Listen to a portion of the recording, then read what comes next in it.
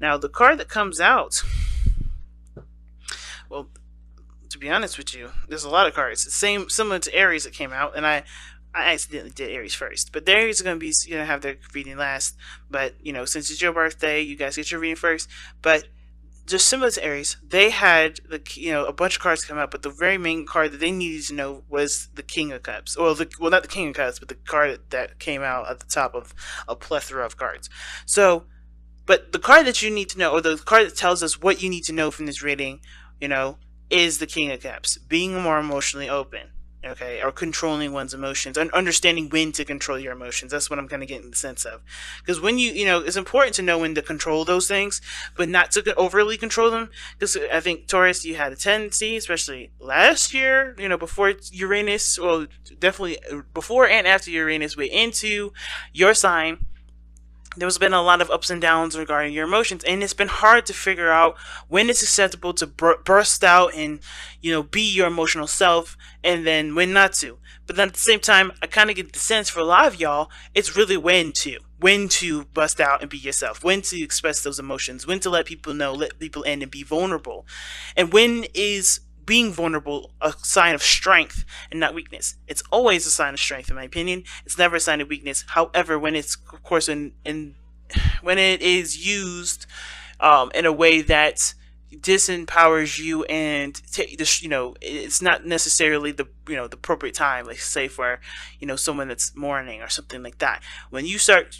bursting your emotions out in a very self-righteous way, and it's not really in the place of someone else's, then is it really a powerful moment for you and the other person, or is it disempowering and taking away from the situation? You know what I'm saying? So of course, right, understanding the balance and the need of when to express yourself. And you got Seven of Wands coming out of this. That's telling me that says a lot. Says a lot to me. Not taking shit, but mostly not allowing yourself to be, abused in a very emotional way. Because you guys may be ignoring your emotions or try to hold those things down, but there's some times where your emotions will help you stand up for yourself. So let's go ahead and see. All right, so what you guys need to know is King of Cups, rather. Why is the King of Cups coming up for this? Like, why do they need to know the King of Cups? Gosh, you guys got a lot of cards coming out, but you guys have two: the Ten of Cups, and the Ace of Wands. I have a new passion for for desired happiness, for either a family, for some of you guys. Maybe you guys want to start having kids. Maybe you guys want to have, start rebuilding a family relationship. Sometimes it may not be a family relationship. Sometimes it is rekindling a flame with somebody that you already had a relationship with, right? Something that was at an end, right? Something that was like, okay, emotionally concluded in that moment. But there's also a refire of your hearts and emotions, okay? So being emotionally vulnerable like this is because there's something that's opened up in your life that requires you to be emotionally available, not shut down. Okay, so okay, all right, that's cool. Okay, let's see what's going on in your love life specifically. Oh well, let's see. Actually, why is the King of Cups? What are they trying to get from being the King of Cups? What are you guys trying to get from being the King of Cups? What will benefit from you guys being the King of Cups here?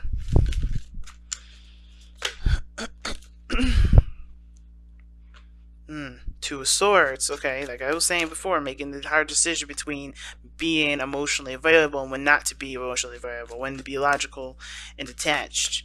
Okay, why is the Two of Swords coming up though? Give us a little more information. What is the decision that they need to make? What decision is it that they need to feel like they need to make? Oh, I had a feeling that was going to come up. Yep. And the Five of Coins coming out like this. Dudes. Okay. Y'all need to figure out when it's appropriate to be emotional, when not to be emotional, when it comes to making a decision about what you need to be leaving behind that doesn't work for you. I think you guys have been struggling with something for a long time. Maybe it was building a relationship with somebody, or maybe it was that you guys have been struggling with a certain situation that hasn't been paying off. Meaning, like, it hasn't necessarily been giving you what you've been needing, right? It's recognizing what's serving you, what isn't. So that way you can start making the necessary steps to start building towards what does make you happy and what does give you something back. Because the Five of Pentacles, it's not a bad card. You know, sometimes it's like you need to struggle because there's a certain period in time or certain area in your life where there's nothing to do but struggle. And it's, you know, struggling isn't necessarily a bad thing. It builds us our strength. It thickens our skin. It improves the situation that was already in a pretty shitty place, right? And there's, like I said, that because of that, right? Because of what struggling does, it's not a bad thing. However, sometimes with situations, it just doesn't get better. And considering with the Eight of Cups be coming up before the Five of Coins, it tells me that you've been in a situation long enough to know something's not gonna get better. So what steps do you need to take? The difficult decision that's coming up here has to do with making going in a direction that may not be ideal for everybody in the situation, but is ideal for you. And represents a struggle, and it does represent a struggle because this does have a lot to do with your happiness, what you want. You get what I'm saying? So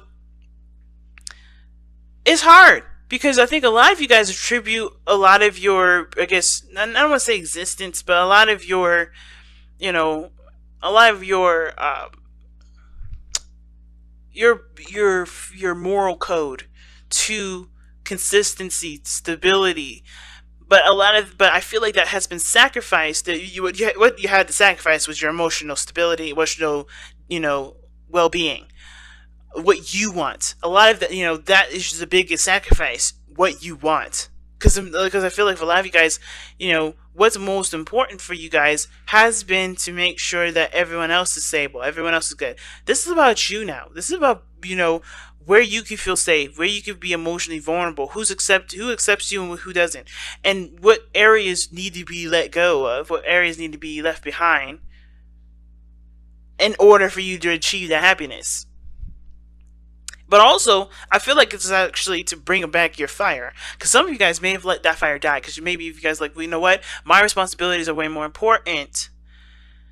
Way more important than what makes me happy. And now you're in that conflict because you have something that's right in front of you that you want, and now you're kind of torn between two areas. Like, okay, this is what I want, but this is what I've been doing for a long time. Do I continue to struggle and continue to go down this path where I know I'm not going to be happy? Because obviously, no matter what you've done, it still has ended up a certain way. Or am I going to, put myself in the situation to get to where I want, but end up sacrificing what I've been holding down for some time now that has already been struggling to keep up? It's very weird that that's interesting to me, because, this reading already is it's giving me vibes of empowerment. Like, you guys are ready to start going after what it is that you want, because you realize that other people are never going to appreciate what you want until you start doing it, right? I feel like a lot of you guys are like, okay, in order for me to be happy, I have to start going down that direction. I start to treat myself that I'm important. I have to treat myself like I treat everybody else. No longer allowing other people, okay, to dictate where your life is going to go. You have to start making that breakaway. You gotta start, no longer blurring the lines of emotional needs and responsibility and start separating the two, right? And which one is the most important to you, right? That's the hard part. Now, I think a lot of this, I have a feeling here too that a lot of you guys are looking for a universal truth here. Like, which is the best option to go? Should I go for my heart, or should I go for what I'm responsible for? Fortunately, because it's not unfortunate that you have to make this decision on your own. The problem that everybody has is that, the scarier option is usually the best option, but they always go for the safest option, which never gets them and never helps them go in the direction that they need to go. You have to start taking risks.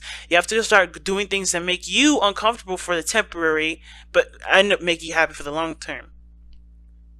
And what does that mean? That means putting yourself first. That doesn't mean you become inconsiderate and selfish in the sense of not looking at what other people need, or not looking in the sense of stepping all over people's toes just to get what you want, but mostly consider yourself so you can be more considerate of others. Not this sense like I'm saying, I think you guys have always been very considerate. I think you guys have been overly considerate, but the problem here has to do with you not considering yourself, putting other people's needs first, and therefore just not being all around wholesome. You know what I'm saying? So, I'm going to go ahead and, how is this affecting your love life, y'all?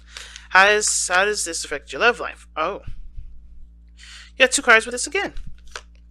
The Six of Swords came up first, and then the Four of Swords. How is affecting your love life? How this King of Swords, King of Cups, is affecting your love life right now? Well, it's keeping you from moving on. I think you guys are stuck in a paradox.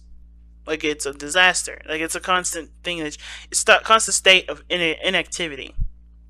I think you had a lot of time to think on it, the Four of Swords, but how this is affecting your love life here is not moving forward. Oh, well, excuse me, how you haven't been, how the focus, I think the focus for some of you guys that haven't been really looking at what you guys want, it hasn't been going nowhere. For those of you that have been, focusing on what you want, you're starting to be able to move forward. You're starting to see different horizons, right? You're starting to recognize that there are other things out there better than the situation that you've been putting up with. Whether this is abusive relationship, regarding with whoever, right? This could be with your current partner. This could be in regards to family, because the Ten of Cups is a family card too. So I don't know if you guys have been, having a really unhealthy relationships with family, and your obligation to, to meet those needs or meet that expectation of what your family put on you has no longer been is no longer, it's not healthy for you. It's not making you feel good about yourself, right? And therefore it impacts your relationships. It either makes you leave them prematurely, or makes you, or you may feel like you move on, or you have to leave that behind because ultimately, that's not what your family wanted. But you hung up on that.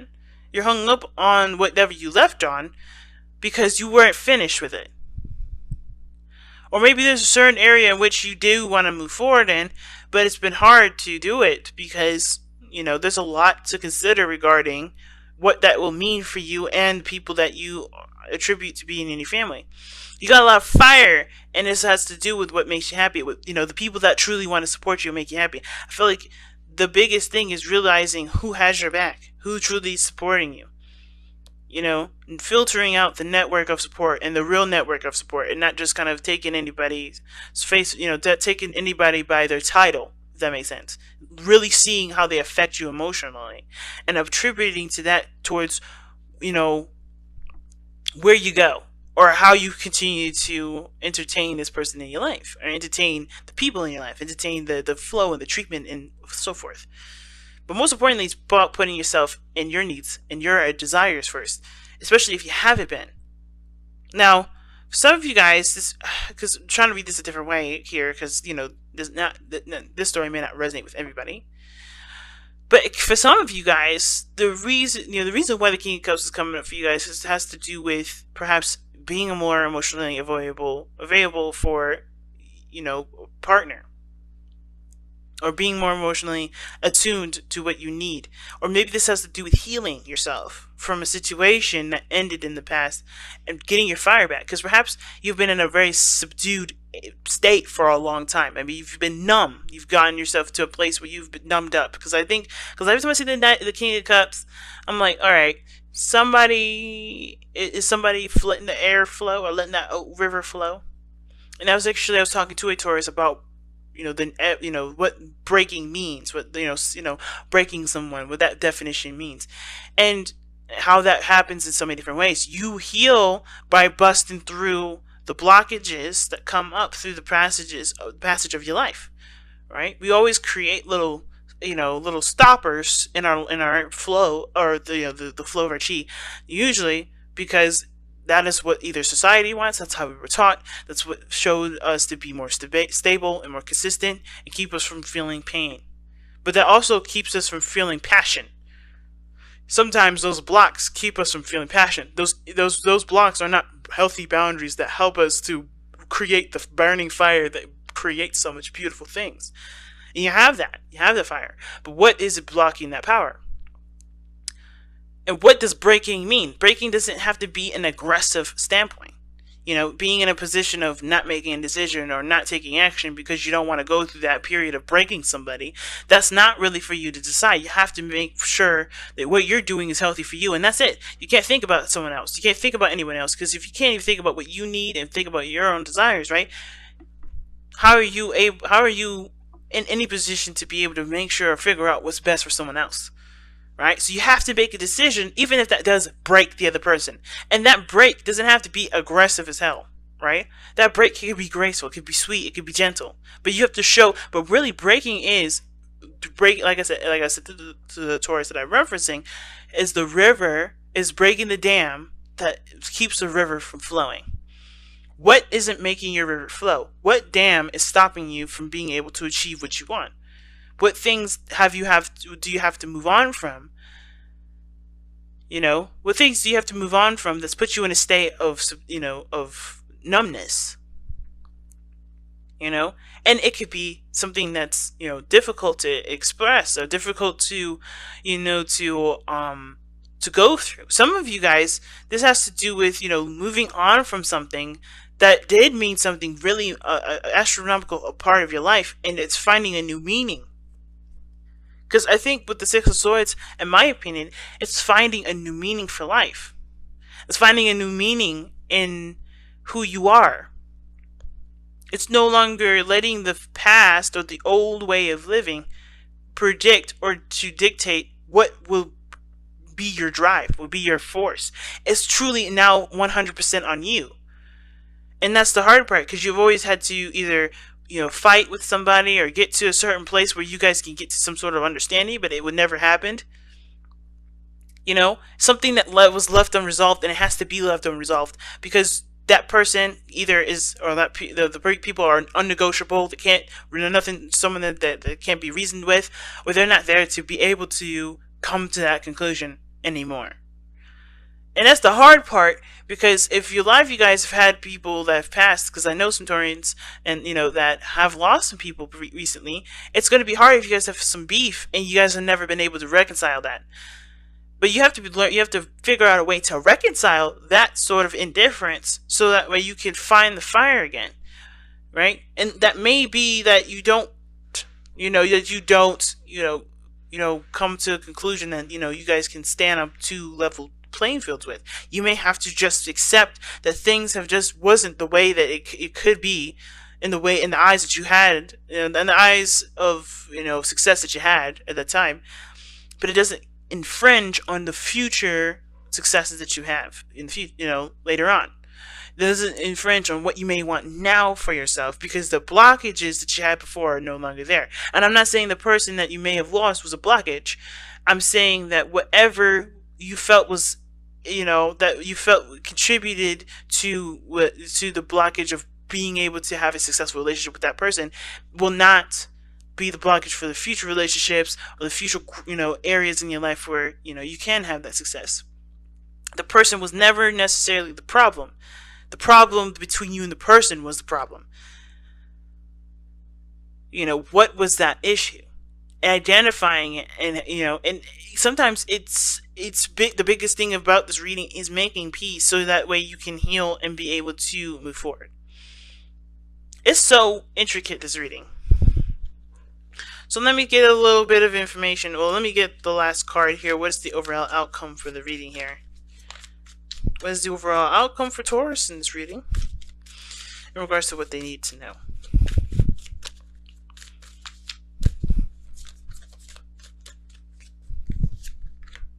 Three of Cups. Wow, the card of reunion, the card of fun and happiness. It's a small sample of happiness, but it's joy. I feel like, because these people are celebrating. This is a card of celebration. Now, for those of you that have lost someone, or this has something to do with a situation coming to an end with the Ten of Cups, right? Celebrate the life that it had in a way that that encourages future how do I put this, like future growth, future success, right?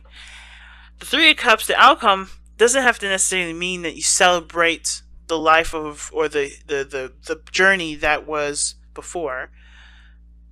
But I feel like it's, the Three of Cups talks about, you connecting with people of like minds, connecting with people that are like very similar to you, that are becoming more awake to what they need and what they want, and being aware that they have the power to make those things happen. The King of Cups is passive, the most passive king out of all of them, but he still is avid about going for what makes him feel good, right? He'll always put himself in a position in which he feels the best. And I feel like with 3 cups coming up like this, I feel like you're going, connecting with people that are, that are similar to you will help you to figure out what your best decision is regarding either leaving something behind, like the 8 of Cups is saying, or, figuring out what you're no longer interested in putting up with. Figuring out through the situation that you've been through already, figuring out what is your tolerance level, figuring out what your new boundaries are, and you either start making progress in relationships that have been struggling for a while, and really, putting in either a college try, which I don't believe you guys haven't been, but like figuring out figuring out if something serves you and what doesn't, and start making progress in what areas that do benefit you and what do serve you. No longer putting effort in something that doesn't. Follow the moon. Okay, trust your intuition. That's the card that comes out. The King of Cups is very good with that too. He's very intuitive. Very intuitive. Not just no, and the reason why and how he's intuitive is by looking at his emotions and looking at what he wants and looking at how he feels in every moment, in every situation. He's on top of his emotions. He doesn't let them get the best of him, and he doesn't hold them back either. Is knowing the importance of of the flow, understanding the flow. Okay, and I feel like the moon is never. I would say this too, guys, because I think the biggest thing that you guys are gonna have to face right now for the next 8 years is that you're gonna be facing the moon a lot, and it's a really weird. Okay, sorry about that if you guys hear that in the background. What the hell is going on?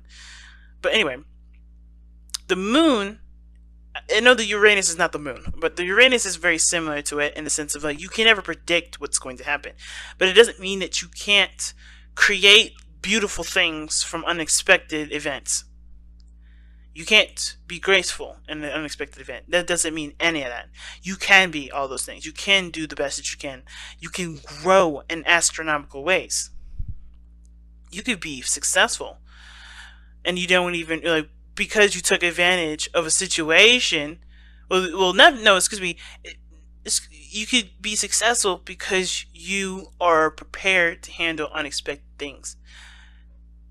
By being more in tune with yourself. By being more in tune with your environment, by putting yourself in a situation that that no matter whatever comes, you can be prepared to handle it in the best way possible because